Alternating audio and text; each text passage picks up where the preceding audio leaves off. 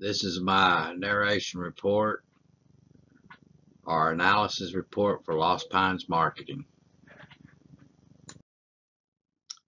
Just disclaimer, I am new at this type of situational game or scenario. I would have done a better job if I had a team to work with. As it stands, I tried my best with just jumping in with all fours and accessing the information and directions as I went. I had to try different scenarios to make things happen. There were some things that I didn't know how to handle, so I did the trial and error. I made more error than anything else. I did learn a lot from the simulation game. I also found that some of the business practices we have in the United States might not necessarily work in other countries. There are some countries that no matter how hard you try to make it work, it just isn't going to happen. In the computer business, I chose the LP business model, LP Business 2 model, the Office Max, XP 8100, and the Baki.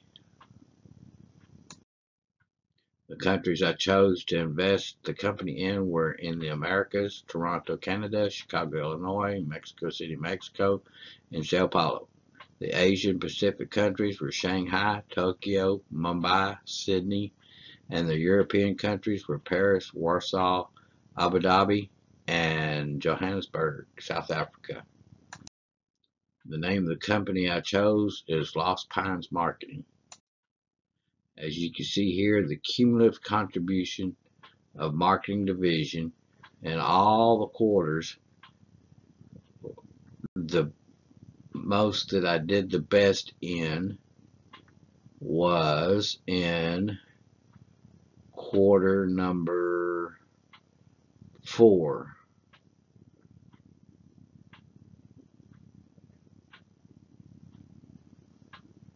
In quarter number 8, I seemed to do a lot better because I did close the stores in Mexico City and Sao Paulo and open ones in Toronto and Chicago. And I saw that after I did that, I found I had a lot better business in both of those two cities.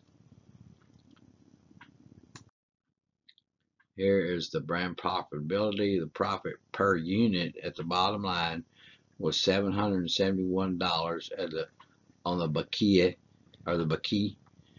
and the XP 8100 was $836, which was the best one, was the XP 8100, and I'll model that after the Dell XP 8700 model desktop computer. The regional profitability, after it was all said and done with, the best that I did, I had a negative numbers in the Americas because of the stores in, like I said, in Mexico and Sao Paulo were not doing well at all. In the Asian Pacific countries, I had 133,512, and in the European countries, I had 65,469.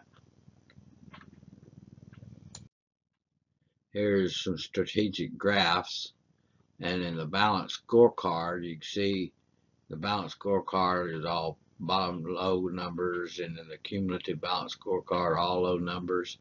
And financial performance, I did poorly in the third quarter, but I seemed to bounce back up.